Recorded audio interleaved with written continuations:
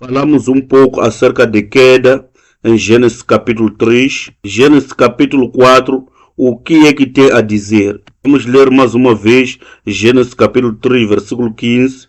Diz que imporei inimizade entre ti e a mulher, entre a tua semente e a sua semente. Então, esta é uma competição entre duas sementes. E esta te ferirá a cabeça e tu lhe ferirás o calcanhar. Depois disso, Adão teve dois filhos, Caim e Abel. São dois filhos, as duas sementes que vemos.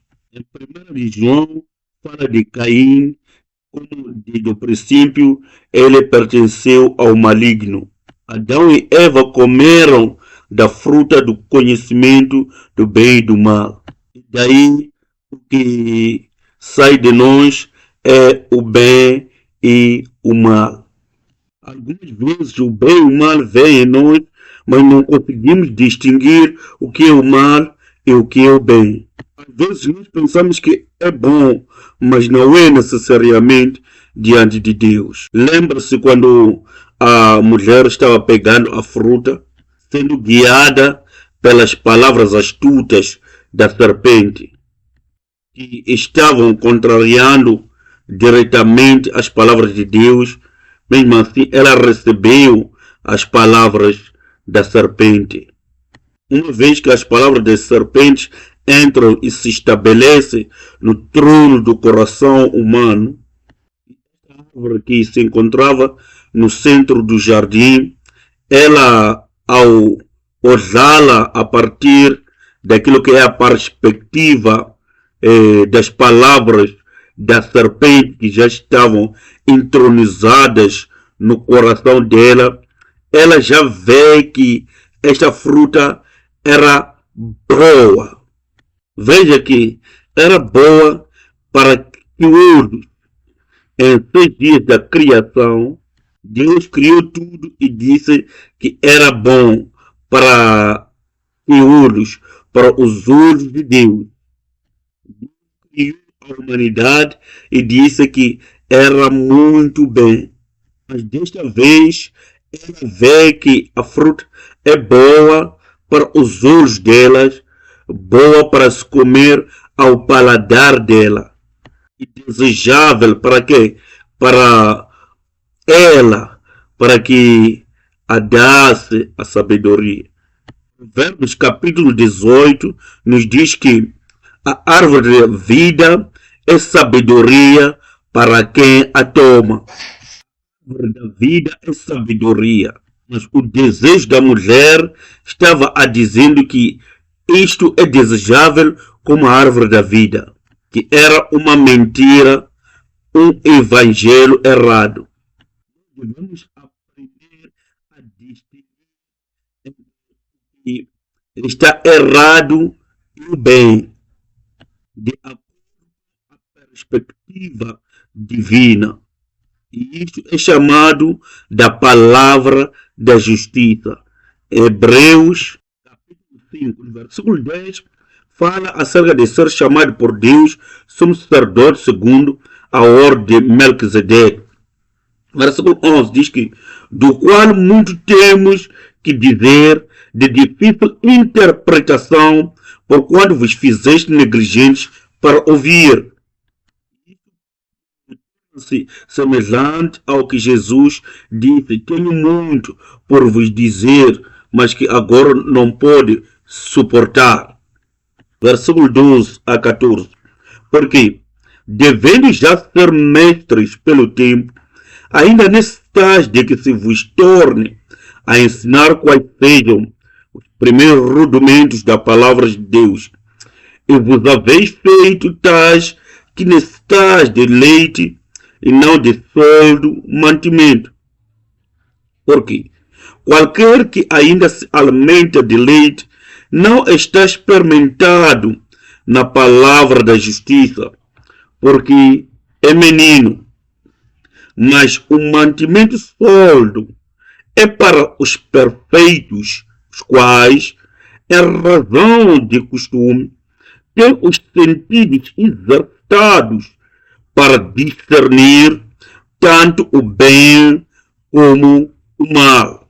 Precisamos do treinamento da palavra da justiça para podermos ser capazes de discernir tanto o bem como o mal. Este é o tipo de antídoto que precisamos contra o veneno que fora nos infectado. Com o guião do Espírito Santo e da palavra, não somos capazes de discernir o que é bom e errado. Este é o problema deste mundo. Eles estão tentando lutar a lavar ou a levar avante aquilo que eles pensam que está certo. Eles argumentam veementemente da perspectiva humana. Devo dizer que da perspectiva pecaminosa. E as pessoas estão consumindo esses argumentos e seguindo. E a questão é, será que olhamos da perspectiva de Deus? Voltando para as duas sementes, Caim matou Abel. Assim que Caim matou Abel, Deus deu em seu lugar a Sete. Dele vemos Enós, depois vemos Noé. Daí vemos o Abraão, o Isaac, o Jacó. E ligamos a genealogia até Jesus. E esta genealogia é conhecida pela sua adoração a Deus verdadeiro. Nós aprendemos que no tempo de Enós começaram a invocar o nome do Senhor. Vamos olhar para o tipo da genealogia de Caim. Olharmos a genealogia de Caim, vamos nos voltar para Gênesis capítulo 4. No versículo 17 de Gênesis 4 diz: E conheceu Caim a sua mulher, e ela concebeu e teve a Enoque. E ele edificou uma cidade e chamou o nome da cidade pelo nome de seu filho Enoque. Este é um Enoque diferente. E a Enoque nasceu Irad. Irad gerou a Meujael. Meujael gerou a Matusalém. E Matusalém gerou a Lameque. São pessoas diferentes das pessoas do capítulo 5. E tomou Lameque para si duas mulheres. O nome de uma era Ada, o nome da outra Zilá. E Ada teve a Jabal. Este foi o pai dos que habitam em tendas e têm gado. E o nome do seu irmão era Jubal. Este foi o pai de todos os que tocam harpa e órgão. Zilá também teve a Tubal-Caim, mestre de toda obra de cobre e de ferro, e a irmã de Tubal-Caim foi Naamá. E disse Lameque às suas mulheres: Veja quão decaído e corrompido eram as pessoas. Zilá, ouve a minha voz. E imagina o teu marido chega e diz: Ei, escuta, minha esposa, o que tenho a dizer. As mulheres de Lameque, escutai o meu discurso e vê o que ele tem a dizer aqui. Ele diz: Porque matei um varão por me ferir. Imagina alguém te machucar em algum lugar e você o matar. Um jovem por me pisar. Será que isso é algo de se orgulhar? Eu matei um rapaz por me pisar. Porque vezes Caim será vingado, mas Lameque 70 vezes 7. E a moral aqui já não havia. Cada um estava preocupado com o seu próprio sucesso, ainda que seja necessário pisar, matar esses rapazes. O importante é eu prevalecer. Esta é a mentalidade que dominava aqui. Lameque, que era descendente de Caim, teve esses três filhos: Jabal, Jubal, Tubal-Caim. De alguma coisa. O que isso quer dizer? É que ele era especialista naquilo ou foi o inovador daquilo. Por exemplo, o pai de música clássica. O pai da música clássica. Jabal era o pai da criação de gado. Em outras palavras, e quem eram essas pessoas, os criadores de gado? Eram os economistas. Em outras palavras, poderíamos dizer que Jabal era o pai da economia. Provavelmente como se fosse o Bill Gates daqueles tempos. Não sei tanto, não quero atribuir nomes malignos a estes homens. Jubal, dos instrumentistas, o pai da música nos tempos. Entretenimento, como por exemplo Hollywood, Nollywood, de alguma coisa significa a pessoa que estava no topo de algo. O Tubal de toda obra de cobre e ferro. O que acha que ele fazia com todo esse cobre e ferro? Talvez seja armamento. Então este torna-se o pai de armamentos. Muita gente que vive neste mundo vive de acordo com essas três grandes áreas. Se você estivesse vivo e você precisa seguir alguma coisa, o que é que seguirias? Talvez dizer a economia, onde o dinheiro compra tudo. O que dizer acerca de entretenimento, popularidade, a fama? Isso que traz dinheiro e poder. O que acha do poder militar? O poder deste mundo agora? O que hoje em dia eles têm? Tem bombas nucleares, força militar. Qual deles você está vivendo para eles? A gente vive, temos aquilo que temos chamado o sonho americano. Não apenas América, creio que todo mundo está à busca disto, mesmo que reconheçamos isso ou não. Comparando as nações com esta nação, estes do outro lado estão ocupados na adoração. A escolha é sua. Onde quer viver? Nestes de economia, entretenimento e poder militar ou nestes de adoração? As pessoas reconhecem que são fracos. Estes buscam a Deus, adoram a Deus. Mas estes de cima têm poder econômicos, têm o entretenimento, o Hollywood, o hip hop, o rock e tem o poder militar. Eles têm a segurança, a proteção própria. A questão agora é em que você quer viver. Essa é a sua resposta agora e começa a pensar na direção que está a tomar o seu corpo, os seus desejos, o que você faz. Mas o que acontece com essa genealogia? Só temos apenas 8 gerações escritas a favor deles. Mas no capítulo 5 temos 10 que estão continuando, mas para esta genealogia Deus nem se importa em falar de seus anos de vida. Deus não quer se importar quantos anos eles nasceram e viveram ou morreram. Imagina o seu marido se esquecer do dia do vosso casamento ou do aniversário do vosso casamento. Estes números são importantes. Ou você pensa que pode-se ignorar esses números na Bíblia?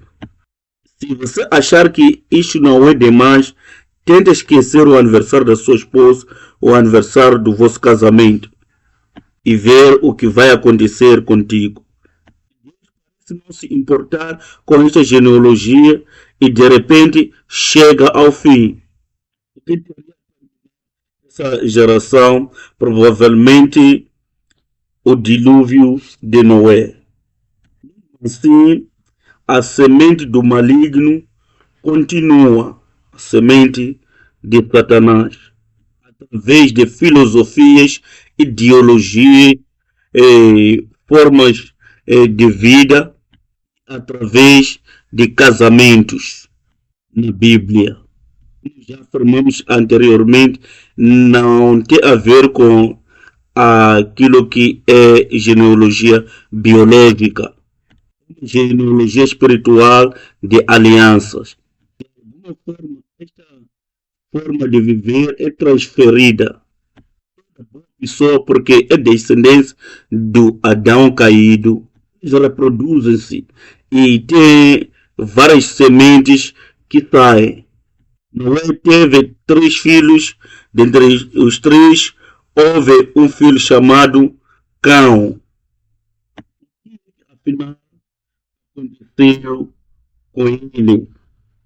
Vamos voltar para Gênesis capítulo 10 e ver realmente o que chegou a acontecer com este Cão, o filho de Noé. É muito importante prestar atenção naquilo que é o relato bíblico da vida das pessoas. No versículo 6 diz que os filhos de Cão são Uz, Mizraim, e Put e Canaã.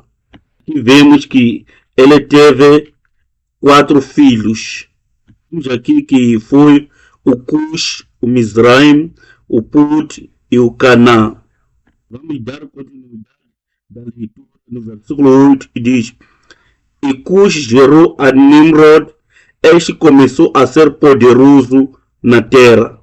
Versículo 9: E este foi poderoso caçador diante da face do Senhor, pelo que se diz, como Nimrod, poderoso caçador diante do Senhor. Bem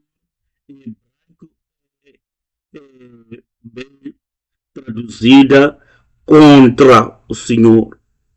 Este é o diante de confronto contra Deus. Pode imaginar aquelas lutas que acontecem no WWE, nas lutas de boxe, onde estão se encarando um ao outro, lutando, bofeteando-se. Durante esses tempos havia animais selvagens, havia inimigos que se apoderassem contra os animais selvagens, ou os inimigos, era considerado o herói do tempo. Assim sendo, Nimrod era o herói do povo. Assim, o Nimrod tornou-se o filho do Cush, ou seja, o Cush tornou-se o pai de Nimrod, que tornou-se o herói do povo. Contra Deus, o início do seu reinado foi Babel, a torre de Babel. Calné, na terra de Sinar. Desta mesma terra saiu ele à Síria e edificou a Nínive. Consegue ver todos estes nomes malignos aqui. Assim vemos que Cush tornou-se o pai de Nimrod, aquele que era contra Deus. A sua primeira cidade era Babel. O que era a torre de Babel? Qual era o propósito da construção da torre de Babel? Era para desafiar a Deus. Mais especificamente, ele estava a dizer: nós iremos adorar a Deus. A construção era desta forma, de maneira que no topo havia um lugar de adorar o seu Deus.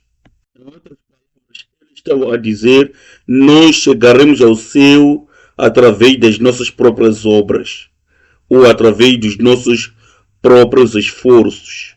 Segundo, ele estava a dizer: nós queremos continuar a viver esta vida pecaminosa, mas não queremos o juízo de Deus. E assim vamos encontrar o nosso próprio meio de evitar este juízo de Deus. Esta foi a mentalidade das pessoas que edificavam a Torre de Babel. Vamos colocar a mesma pergunta. Será que ainda existem pessoas que estão edificando a Torre de Babel nos nossos dias? Não quero me arrepender. Eu quero continuar a viver para os meus próprios prazeres, mas eu quero evitar o juízo de Deus sobre a minha vida.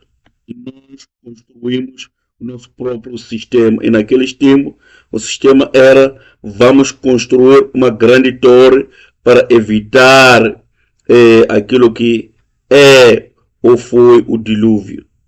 Essas pessoas não estavam a ler a Bíblia, porque Deus já havia dito a Noé que não traria mais dilúvio na terra. Mas esta é a mentalidade por detrás destas pessoas. Das nações gentílicas, pessoas sem a fé, mas o Mizraim é o nome hebraico para Egito. Do Egito temos a Faraó e sabemos de Canaã. De Canaã vemos as 7 tribos de Canaã, amaldiçoado por Deus. Vemos isto em Gênesis capítulo 10, a partir do versículo 6 adiante. Depois de Noé, vemos a Abraão. O Abraão tinha 2 filhos. O filho prometido era o Isaac, mas havia outro filho chamado o Ismael. Mais uma vez, um filho que ele teve por não confiar na palavra de Deus. Vamos voltar para Gênesis 21, versículo 9 e 21. Versículo 9 diz: E viu Sara que o filho de Agar, a egípcia, que tinha dado a Abraão, zombava.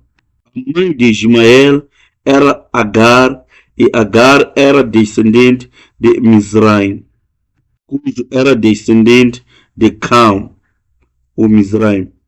Por aí podemos dizer que Agar e Ismael são descendentes de Mizraim. Versículo 21 diz: E habitou no deserto de Param, e sua mãe tomou-lhe mulher da terra do Egito.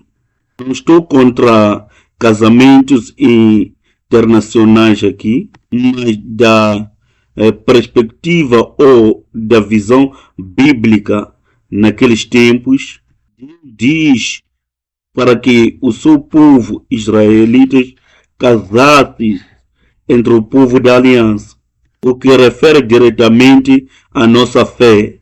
Lembra-se de Salomão, uma das razões que lhe levou a cair, por causa de todas as mulheres e concubinas que ele teve, que vieram de nações idólatras e trouxeram as suas idolatrias em Israel.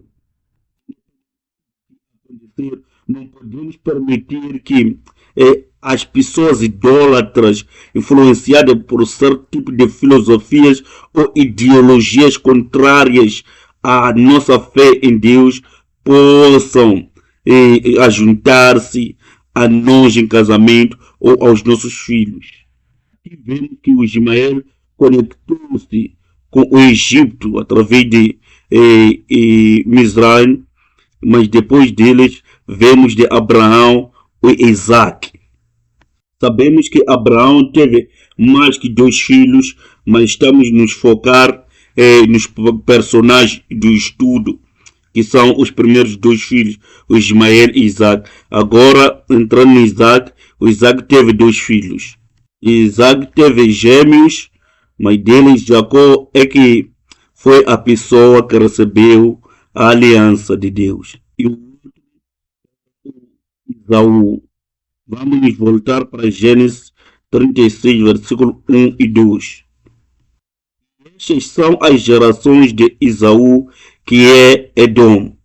Isaú tomou suas mulheres das filhas de Canaã, Ada, filha de Elom, Eteu, Olibama, filha de Aná, filho de Zibeão, Eveu, e Basemate, filha de Ismael, irmã de Nebaiote.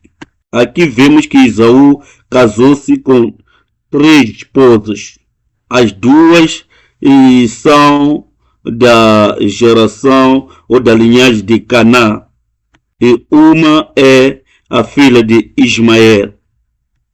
Essas 3 famílias tornaram-se uma família através de Esaú. Agora é mais poderoso, não é?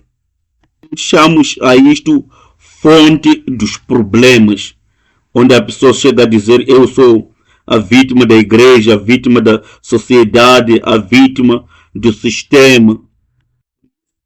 Eu faço é justificável, mesmo que ache que seja pecaminoso, é justificável porque estou a tentar me proteger, me defender.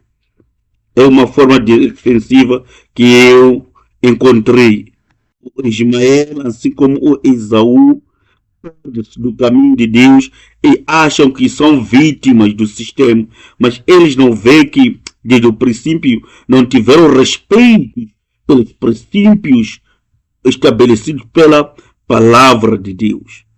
Eles erradicam aquilo que é a desobediência da palavra e começam a dizer: não estamos a fazer isto porque estamos sendo vítimas do sistema, queremos nos defender. Lembra-se que Esaú é o pai dos Edomitas. Se continuar com a leitura, encontramos o Amaleque nascendo de Esaú. O Amaleque nasce para o Esaú. E você sabe o que os amalequitas vão fazendo. Foram as pessoas que tentaram destruir os israelitas no deserto. Pessoas cujo Deus permitiu que Josué lutasse contra eles e houve aquele milagre de o sol parar. Eram os amalequitas. Saúl lembra-se o que Deus disse a ele para que lutasse contra os amalequitas. Ele disse para que extinguisse a eles, matasse todos eles. Isso. E muita gente não gosta de Deus no Antigo Testamento porque fez isso. E eles dizem: isso não é justo, isso não é humano. O que dizer acerca daqueles bebês inocentes?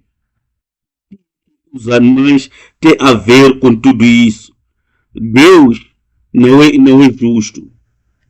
Este Deus é um Deus sem coração, sem sentimentos, insensível.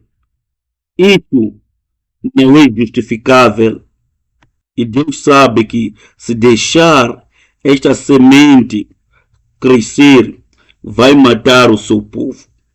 E Saul não entendeu isso. Ele agiu sob a sua perspectiva humana de gentileza, a benevolência humana. E como resultado, Deus disse: você não pode ser o meu rei. E vamos correr para ver o que o Saul fez. Voltemos para o livro de 1 Samuel e vamos ver o capítulo 15, versículo 8. E tomou vivo a Agag, rei dos Amalequitas. Porém, destruiu a fio de espada. E Saul e o povo perdoaram Agag e ao melhor das ovelhas, das vacas e da segunda sorte e aos cordeiros, ao melhor que havia, e não os quiseram destruir totalmente. O qual foi aquilo que foi a desculpa deles? É de que queremos usar isto para adoração ao Senhor. Mas Saul poupou Agag, o rei, aquilo que é a semente real do pecado, do povo dos amalequeus, ou seja, amalequitas. Veja o que eles voltam a fazer. Vamos abrir juntos o livro de Esther. No livro de Esther, capítulo 3, versículo 1, diz que depois dessas coisas, o rei Assuero engrandeceu a Amã, filho de Amedata, a Gagita, e o exaltou, e pôs o seu lugar acima de todos os príncipes que estavam com ele. Então, o que este Amã começou a fazer? É provável que no tempo do rei Saul nem estava ainda nascido, mas quando surgiu, o que fez? De Agag e as crianças que foram poupadas, as pessoas pensaram, não, esses bebês ou crianças ainda são inocentes e foram poupadas naquela guerra de extinção dos Amalequitas. O que aconteceu mais tarde? Aqui vemos que o Esaú tornou-se o pai dos edomitas, que se tornaram edomeus. Os edomeus foram as primeiras pessoas a se converter ao judaísmo mais tarde. Edomeu se encontrava ao sul de Canaã, ou seja, ao sul da Judéia. Testamentário, quer dizer, durante o tempo perso e romano, o tempo dos gregos e dos romanos, quando os israelitas reganharam poder, conquistaram essa terra ao sul. E por assim dizer, os idumeus foram forçados a se converter ao judaísmo. Quer dizer, eles não queriam isso, mas não tinham escolha, já estavam sob o domínio judaico e tinham que seguir as regras, como isso acontece naquilo que é conquistas de territórios, ou seja, colonização. Começaram a se submeter aos reis e líderes dos judeus, e mais tarde um de seus filhos, Antipas, que era o braço direito do rei nas alturas e que tinha 2 filhos naqueles tempos. Um dos filhos era Faisal e um deles era o Herodes. A partir de Edom para Idumeus até chegar no Herodes. O Herodes aproveita-se da vantagem de ver os israelitas corrompidos e ele sobe a escada até ao imperador romano e daí apontado o rei dos judeus, Herodes, no tempo de Jesus. Vamos voltar um pouco para trás. Aqui vamos ver o faraó, o que tentou fazer no tempo do nascimento de Moisés. Ele queria matar todos os filhos dos hebreus. O que Satanás está tentando fazer, esta é a guerra entre as duas sementes. Está fazendo de tudo para extinguir a semente que possa dar à luz o filho. Está tentando eliminar os rapazes que são a semente de Israel. Aqui, Ismael, o Esaú, o Amaleque, eles tentaram destruir o Israel no deserto, mas isso não aconteceu. E de alguma forma, na matança do rei Saul, ele sobrevive e chega a nascer o Amã, que tenta extinguir o Israel no tempo da rainha Esther. Mas isso não aconteceu porque Deus preservou a sua semente. E aí chega a nascer o Herodes no tempo de Jesus, o que é que ele tenta fazer? Matar todos os meninos, que é a semente. O que é que Deus disse através de Isaac quando estava a abençoar Jacó e Esaú? Deverá reinar sobre o outro aqui. Deve ser Esaú sobre Jacó ou Jacó sobre o Esaú. Deve ser Jacó a reinar sobre o Esaú. Mas o que está a acontecer aqui com os israelitas? Está reinando sobre o outro. Esta é a descendência de Esaú, esta é a descendência de Jacó. Aqui o mundo virou do alto para baixo. E Jesus tinha que vir para restaurar a posição disto. Isso aqui, que você não é o rei, é o Herodes. Fala Jesus, você não é o rei. O sacerdócio era dirigido por duas pessoas e deveria haver apenas um único sumo sacerdote, mas aqui havia o Caifás e o Ananias. Ananias era o sogro de Caifás e o Caifás era o genro de Ananias. Eram membros da família. Os princípios sacerdotais eram agora traçados pelas leis herodianas. Aquele que era do agrado de Herodes é que poderia chegar a ser o sumo sacerdote. E este sumo sacerdote é ele que condena a Jesus.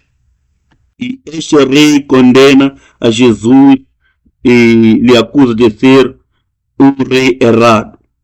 O que pensa que este semente de Satanás é esta linhagem do maligno, esta genealogia das trevas? Será que parou por aí? Ou estão dando continuidade até os dias de hoje? E está dando continuidade nas nossas vidas. Satanás está tentando erradicar a semente da palavra de Deus. Porque Jesus chega e nos explica que a semente é a palavra de Deus. Foi aqui em que começamos. Isto se encontra em Lucas capítulo 8, versículo 11. Nesta parábola da sementeira, Jesus diz que a semente é a palavra de Deus. E isso começou no jardim do Éden. A questão é de quem a palavra que você vai seguir e guardar. Iremos ler Mateus capítulo 13 e vamos terminar por hoje. No versículo 24, estamos em Mateus capítulo 13, versículo 24, diz: propôs-lhes outra parábola, dizendo: o reino dos céus é semelhante ao homem que semeia boa semente no seu campo. Mas dormindo os homens, veio o seu inimigo e semeou o joio no meio do trigo e retirou-se. E quando a erva cresceu e frutificou, apareceu também o joio. E os servos do pai da família, indo ter com ele, disseram-lhe: Senhor, não semeaste tu no teu campo boa semente? Por que tem então joio? E ele lhes disse: o inimigo é quem fez isso. E os servos lhe disseram: queres, pois, que vamos arrancá-lo? Porém, ele lhes disse: não, para que, ao colher o joio, não arranqueis também o trigo com ele. Deixai crescer ambos juntos até a ceifa. E por ocasião da ceifa, direi aos ceifeiros. Quando Jesus fala da ceifa, fala do último juízo.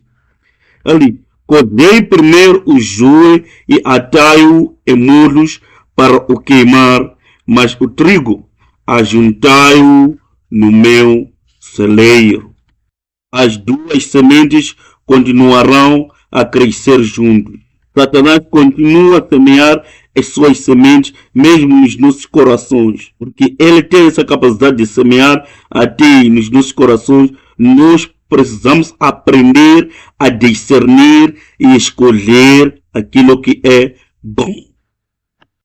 A palavra, o único meio que pode nos capacitar a discernir.